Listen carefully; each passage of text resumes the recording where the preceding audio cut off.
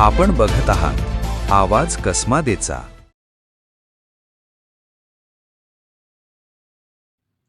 कळवण तालुक्यातील सप्तशृंगी गड इथं एक धक्कादायक घटना घडली।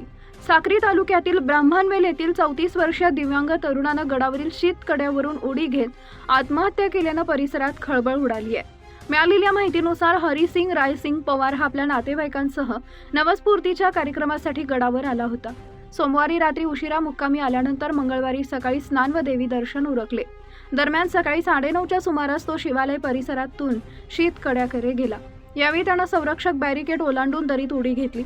सुरुवातीला तो सुमारे 300 फूट खाली एका टप्प्यावर अडकून जखमी अवस्थेत मदतीसाठी ओरडत होता।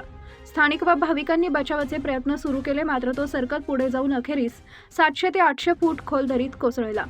घटनेची माहिती मिळताच पोलिसांनी घटनास्थळी धाव घेतली।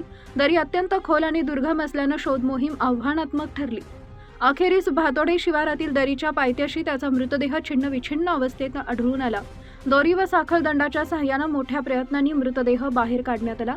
या बचाव कार्यामध्ये स्थानिक ग्रामस्थ, सुरक्षा रक्षक आणि देवी ट्रस्टच्या आपत्ती व्यवस्थापन पथकानं महत्त्वाची भूमिका बजावली।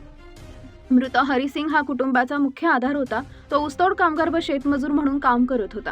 विशेष म्हणजे तो एका पायानं दिव्यांग होता। त्याच्या पश्चात पत्नी, एक मुलगी आणि 2 मुले असा परिवार आहे। दरम्यान वणी ग्रामीण रुग्णालयात शवविच्छेदन करून मृतदेह नातेवाईकांच्या ताब्यात देण्यात आलाय। वणी पोलीस ठाण्यात अकस्मात मृत्यूची नोंद करण्यात आली असून पुढील तपास सुरू आहे।